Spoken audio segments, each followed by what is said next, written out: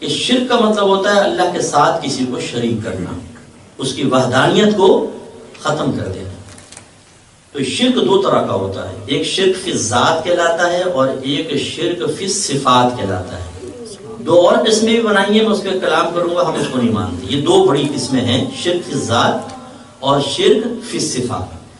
اللہ کی ذات میں کسی کو شریک کرنے کا مطلب یہ ہے کہ جیسے اللہ تبارک و تعالی ہمیشہ سے ہمیشہ رہے گا، اسے کہتے ہیں واجب الوجود۔ کیا کہتے ہیں؟ واجب الوجود، جو ہمیشہ سے ہوگا، قدیم جس کو آپ نے ارشاد فرمایا، اور ہمیشہ رہے گا، ازلی ابدی، وہ ہوتا ہے معبود حقیقی حقیقتا۔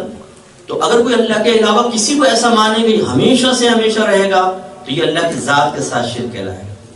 اسی طریقے سے اللہ عبادت کے لائق ہے، کوئی کسی غیر اللہ کو عبادت کے لائق سمجھے، یا اللہ تعالیٰ کے لیے بیوی یا اولاد ثابت کرے۔ جیسے بعض کرسچن جو اس زمانے میں نصارہ تھے، انہوں نے بی بی مریم کو اللہ تعالیٰ کی بیوی قرار دیا اور عیسیٰ علیہ السلام کو بیٹا قرار دیا۔ ایسے یہود جو تھے عزیر علیہ السلام کو اللہ کا بیٹا کہتے تھے، اور ایک گروہ ایسا تھا جو موسیٰ علیہ السلام کو اللہ کا بیٹا کہا کرتا تھا۔ تو یہ اللہ کی ذات کے ساتھ شرک ہوتا ہے، یعنی اللہ کی طرح کسی کو قدیم ماننا، عبادت کے لائق ماننا، اس کے لیے اولاد تسلیم کر لینا، یہ شرک فی ذات کہلاتا ہے۔ شرک فی صفات، صفات جو خوبیاں ہوتی ہیں آدمی کے اندر، جیسے اللہ تعالیٰ کا دیکھنا، سننا، کلام، ارادہ، قدرت اور حیات اور قائم رہنا، یہ اللہ تعالیٰ کی صفات ذاتیہ کہلاتی ہیں۔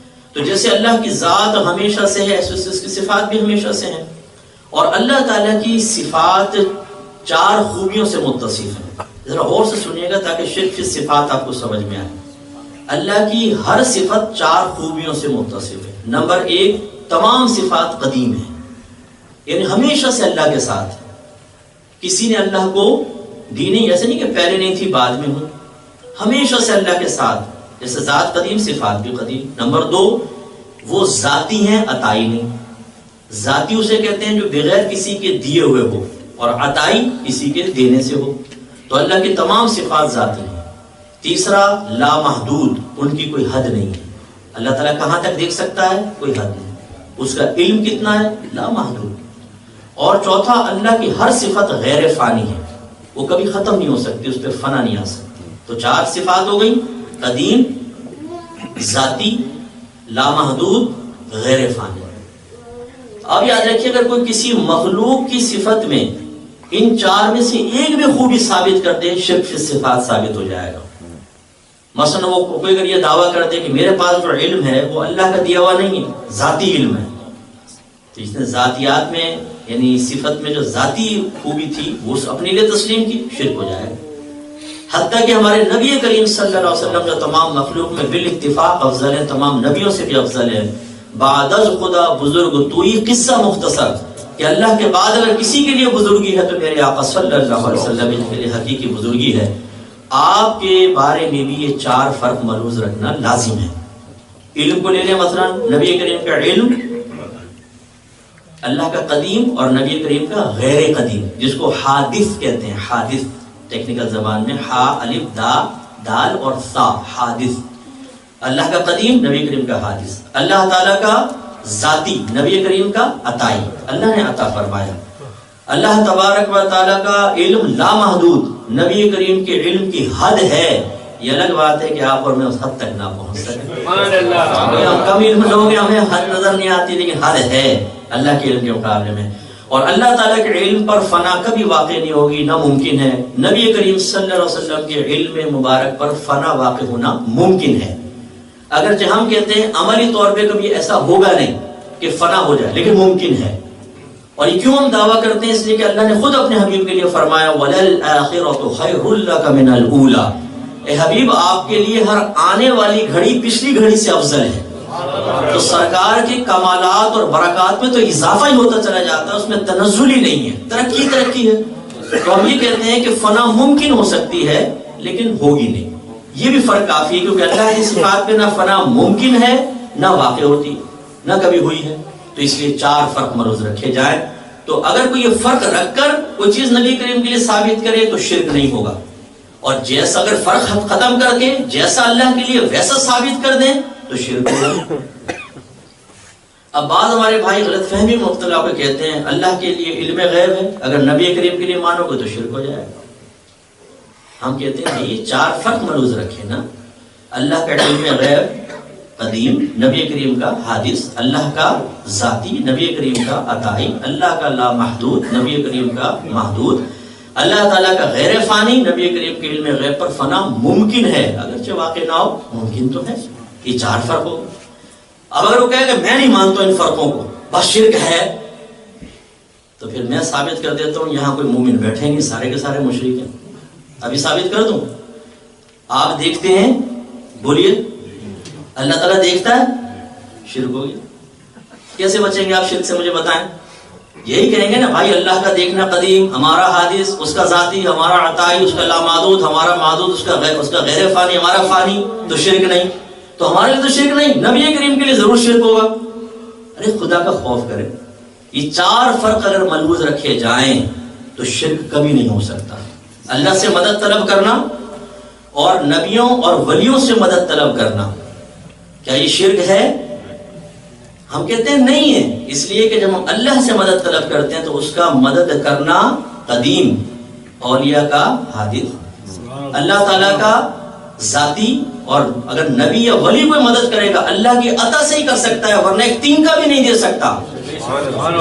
اللہ تعالیٰ کا لامحدود، جس کو جتنا چاہے عطا فرمائے، لیکن ان کے لیے ایک حد بندی ہوتی ہے، حد قائم ہوتی ہے، اور اللہ تعالیٰ کا غیر فانی، ان کے پر فنا ممکن ہے۔ بتائیں شرک کہاں سے ہوگا؟ اور پھر اگر ضد کرے کہ نہیں ہم نہیں مانتے، تو پھر وہی بات کہ آپ سنتے ہیں اللہ بھی سنتا ہے، آپ دیکھتے ہیں اللہ بھی دیکھتا ہے، آپ کلام کرتے ہیں اللہ بھی کرتا ہے، آپ ارادہ کرتے ہیں اللہ بھی کرتا ہے۔ لہو ملک السماوات والارض، اسی کی ملکیت میں ہے آسمان اور زمینوں میں جو کچھ ہے کہ نہیں ہے کہ نہیں ہے؟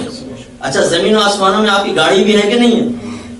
اب اگر میں ایک چابی لے کے آپ کی گاڑی کھول کے بیٹھ کے نکلوں اور آپ صاحب کیا کر رہے ہیں؟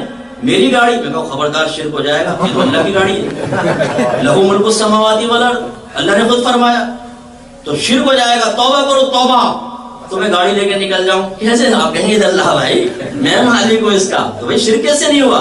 آپ کہیں بھائی چار فرق ہے نا، اللہ کا مالک ہونا قدیم، میرا حادث، اس کا ذاتی، میرا عطائی، اس کا لامحدود، میرا محدود، اس کا غیر فانی، میرا فانی۔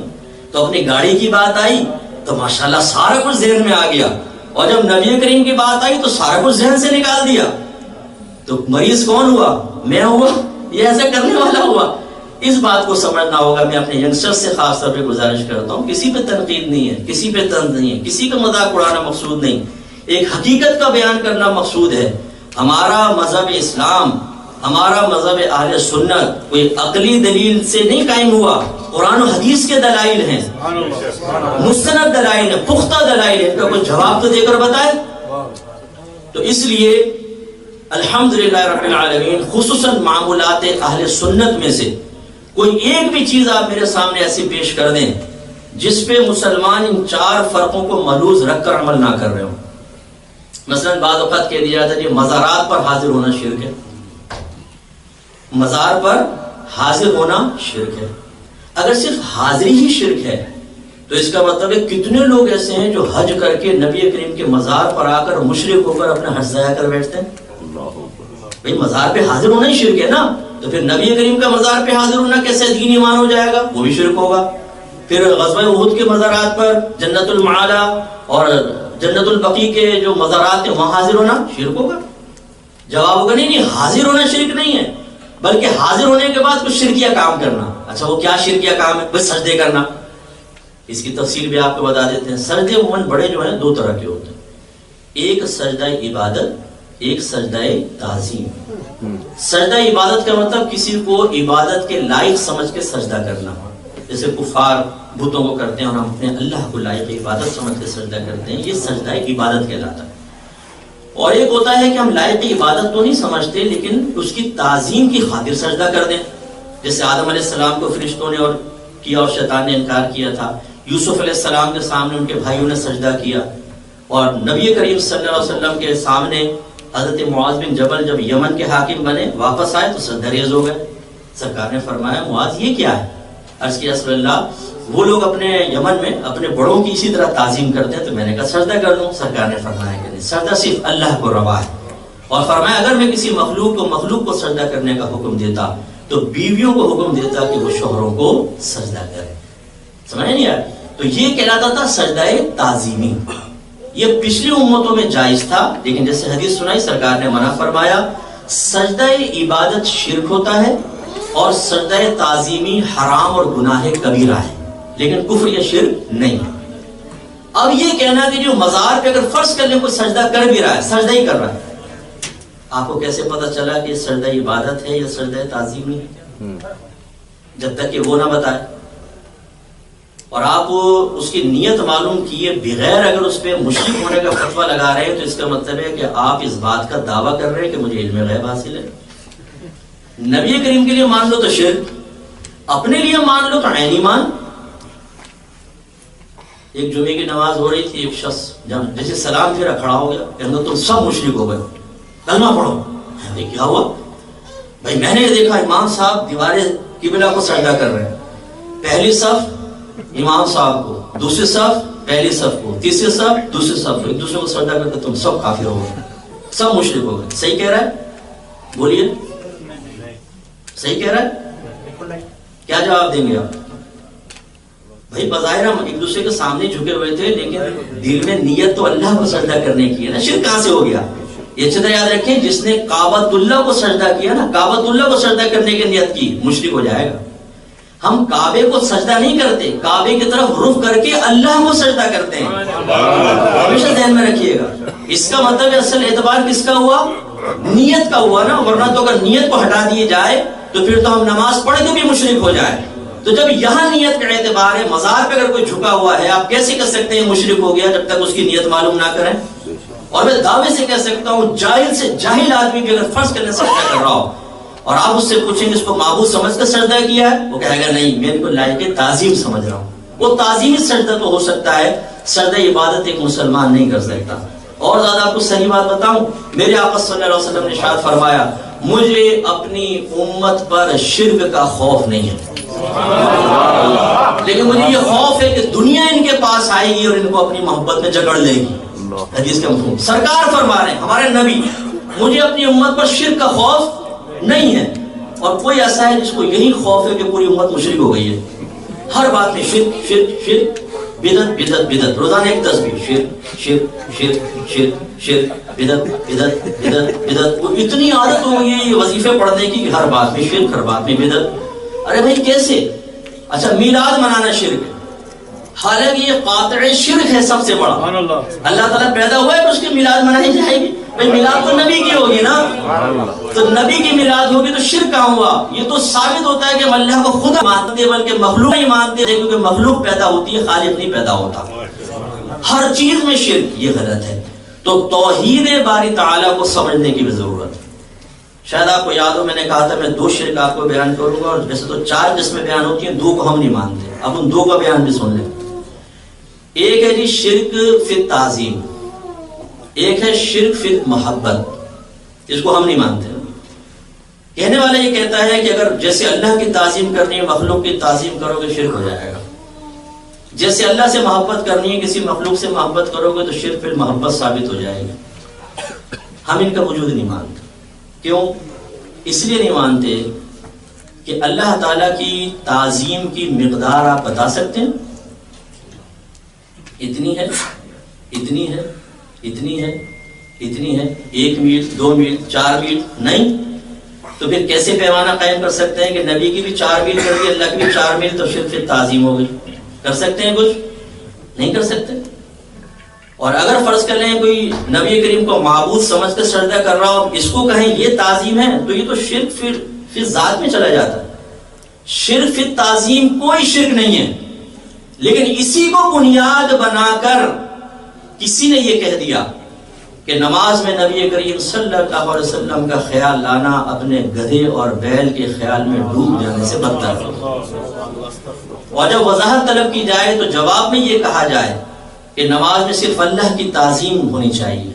اگر نبی کا خیال دل میں آئے گا تو تعظیم کے ساتھ آئے گا، اب اللہ کی بھی تعظیم نبی کی تعظیم شرک ہو جائے گا.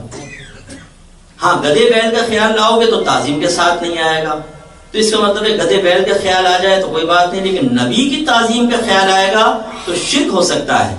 تو اس کا مطلب یہ ہوا کہ گدے اور بیل کے خیال سے بدتر خیال پھر نبی کا ہوگا کہ وہ دل میں آئے گا تو شرک کا سبب بن جائے گا۔ یہ غلط خیال ہے۔ یاد رکھیے کہ نبی کریم صلی اللہ علیہ وسلم جب نماز پڑھتے تھے، یہاں تو آپ تصور کی بات کر رہے ہیں نا، جب سرکار نماز پڑھتے تھے صحابہ کرام کی توجہ، باطنی توجہ اللہ کی طرف ہوتی تھی اور ظاہری توجہ نبی کریم کی طرف ہوتی تھی۔ اس لیے ایک صحابی کہتے ہیں، بخاری کی روایت ہے کہ جب سرکار ظہر کی نماز پڑھاتے میں دیکھتا سرکار کی ریش مبارکہ ہل رہی ہوتی تھی، یعنی قرات کرتے تھے نا، ریش مبارکہ ہل رہی ہوتی تھی۔ ایک دفعہ سرکار نماز پڑھا رہے، حالت رکوع میں آپ نے اپنی نالین اتار دی۔ جو پہلی صف تھی انہوں نے جیسی صحابہ نے دیکھا انہوں نے اپنی نالین اتار دی۔ پیچھے والوں نے کہا آگے والوں نے اتاری ہے، ضرور سرکار کو دیکھ کے اتاری ہوگی۔ انہوں نے سرکار کو نہیں دیکھا، انہوں نے وہ تو پوری مسجد نے اتار دی۔ پھر وہ لمبی حدیث میں اس کا بھی نہیں جاتا ہوں، اسے سمجھا رہا ہوں بات۔ حالت نماز میں سرکار کو دیکھا۔ اسی طریقے سے جب سرکار آخری دنوں میں بہت زیادہ بیمار ہو گئے تھے تو پھر آپ مسجد میں نہیں آئے اور جماعت ہو رہی تھی، تو سرکار نے اپنے حجرے کا پردہ ہٹایا اور دیکھا تو صحابہ یہ کہتے ہیں، بخاری کی روایت ہے کہ صحابہ کرام اسی طرف دیکھ رہے تھے۔ جیسے سرکار کی طرف دیکھا تو اتنے خوش ہوئے، قریب تھا کہ اپنی نمازیں توڑ دیں اور بھاگ کے سرکار کے پاس پہنچ جائیں۔ بڑی مشکل سے کنٹرول کیا، لیکن جواب میں سرکار نمازی نے فرمایا کہ شرک کر دیا، میری طرف کیوں دیکھا، اللہ کی طرف متوجہ، دوبارہ نماز توڑ کے دوبارہ نماز پڑھو نہیں۔ اسی طرح ایک دفعہ سرکار دو قبائل میں تنازع ہو گیا، ان کی صلح کے لیے تشریف لے گئے تو ظہر میں دیر ہو گئی۔ لوگوں نے حضرت بلال سیدنا صدیق اکبر رضی اللہ تعالیٰ عنہ کے پاس آئے کہ حضور سرکار تو شاید نہیں تشریف لا سکیں گے، آپ نماز پڑھا دیں۔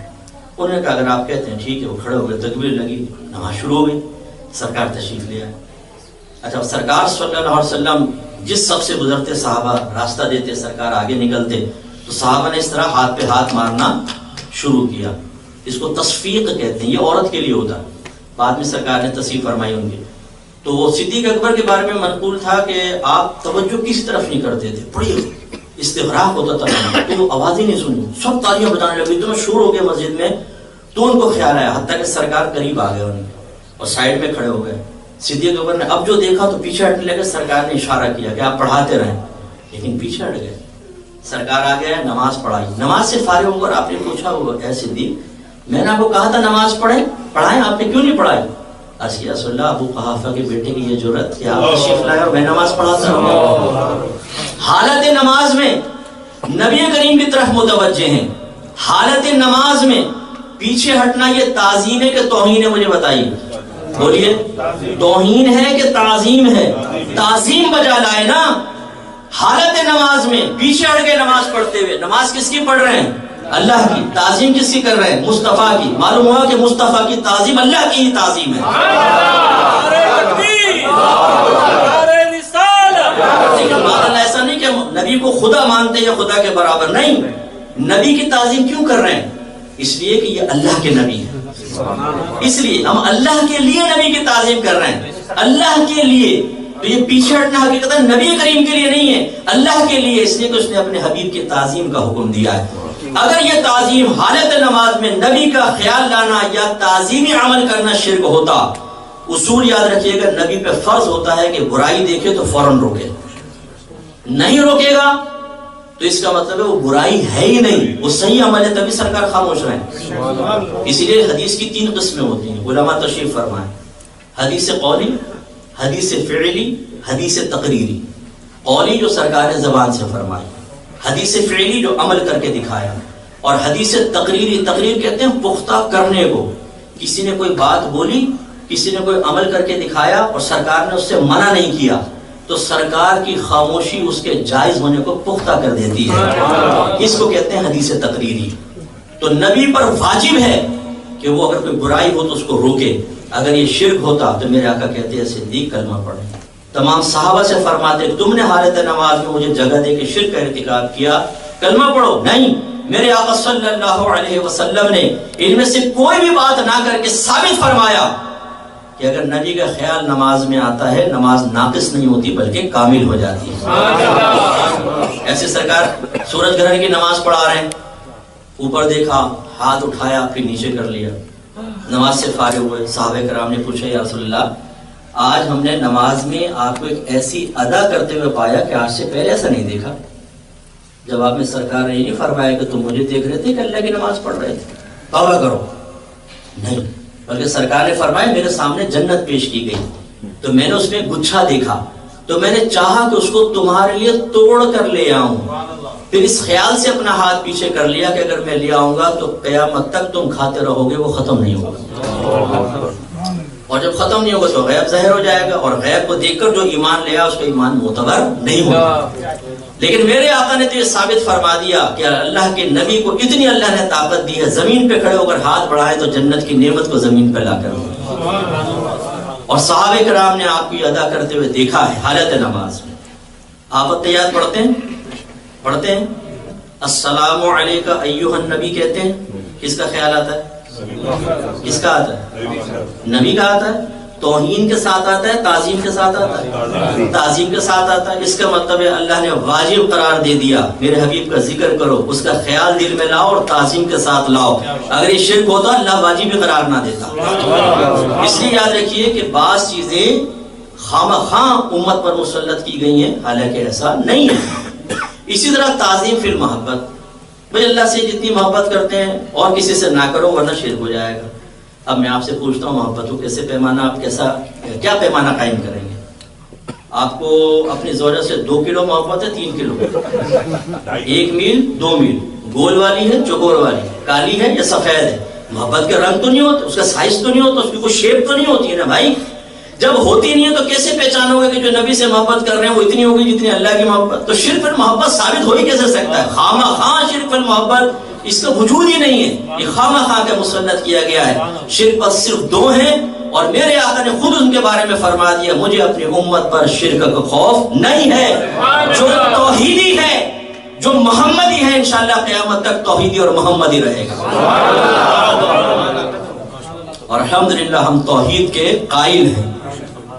اور اگر آپ کہیں میں آپ کو 2 گھنٹے توحید پر بیان کر کے بتاتا ہوں. لوگ کہتے ہیں یہ بریلوی لوگ صرف تعظیم رسول پر بیان کر سکتے ہیں, توحید پر ان کا بیان کہاں سے؟ آ کے ہمارے سامنے بیٹھو, تم بیان کرو توحید پر. ایک فقیر بیان کرتا ہے, دیکھتے ہیں کس کا بیان کرتا ہے. کوئی مجھ کو خود پسند نہیں ہے, طالب علم کی حیثیت سے کہہ رہا ہوں, جتنا نفیس بیان توحید پر ہم کر سکتے ہیں کوئی نہیں کر سکتا. اور دوسری قسم کی توحید کا ایک رنگ دکھا کے میں اپنا بیان ختم کرتا ہوں, ٹائم زیادہ ہو گیا. اللہ تعالیٰ نے آدم علیہ السلام کو پیدا فرمایا, فرشتوں نے ایک دبا سا اعتراض کیا تھا. اللہ تعالیٰ ہم تیری تمہید بیان کرتے ہیں, تقدیس بیان کرتے ہیں, تو کیوں ان انسانوں کو پیدا کر رہا ہے؟ زمین پہ خون بہائیں گے اور فتنہ فساد کریں گے. اللہ تعالیٰ نے آدم علیہ السلام کو پیدا کر کے تمام اشیاء کے نام سکھا دیے. فرشتوں کے سامنے وہ اشیاء رکھی, فرمائیں کہ نام بتاؤ. لا علم لنا الا ما علمتنا, اللہ تعالیٰ ہمیں تو اتنا ہی پتا ہے جتنا تو نے علم دیا, ہمیں تو نہیں معلوم. اللہ نے آدم علیہ السلام سے فرمایا ان کو بتاؤ. آدم علیہ السلام نے ہر چیز کا نام بتا دی. مفسرین کہتے ہیں آدم علیہ السلام کو یہ تک بتایا گیا تھا یہ بکری ہے, یہ گھوڑا ہے, یہ پیالہ ہے, اس کام کے لیے استعمال ہوتا ہے. ایک ایک چیز کے بارے میں علم دیا گیا. آدم علیہ السلام نے بیان کر دیا, فضیلت علم ثابت ہو گئی. اللہ تعالیٰ نے فرمایا سجدہ کرو آدم. یہ سجدہ عبادت تھا, یہ سجدہ تعظیمی, بولیے سجدہ تعظیمی تھا نا. لیکن تمام سجدے میں گر گئے, شیطان نے انکار کیا. کس چیز کا انکار کیا تھا؟ توحید کا. بولیے اللہ کو 2 ماننے لگا تھا, اللہ کی عبادت سے انکار کیا تھا؟ نہیں, اس نے تعظیم نبی سے انکار کیا تھا. تعظیم نبی سے انکار کرے اور اپنی زبان سے توحید توحید کہتا رہے. اللہ نے فرمایا ابا واستکبر وکان من الکافرین, اس نے انکار کیا, تکبر کیا اور جہنمیوں میں سے ہو گیا, کافرین میں سے ہو گیا, تباہ و برباد ہو گیا. اس کا مطلب ہے وہ توحید اللہ کی بارگاہ میں مقبول نہیں جو تعظیم نبی سے خالی. وہی توحید اللہ کی بارگاہ میں مقبول ہوتی ہے جس میں نبی کی تعظیم بھی شامل ہو. الحمدللہ ہم نبی کی تعظیم بھی کرتے ہیں, نبی کو نبی مانتے ہیں, اسے مخلوق مانتے ہیں, خالق نہیں مانتے. ہمارے رب کے برابر کوئی بھی نہیں ہے, نہ ذات میں نہ صفات میں. لیکن اللہ کے بعد اگر ہیں تو ہمارے نبی کریم صلی اللہ علیہ وسلم ہیں، اور ان کی تعظیم کا حکم خود اللہ نے فرمایا ہے۔ اس تعظیم کے ساتھ جب اقرار توحید ہوتا ہے تو بارگاہ الہی میں توحید مقبول ہے۔ اگر تعظیم نبی ختم کر کے اقرار توحید ہوتا ہے تو شیطانیت ہے اور انسان جہنم میں جائے گا۔ وآخر دعوانا ان الحمدللہ رب العالمین۔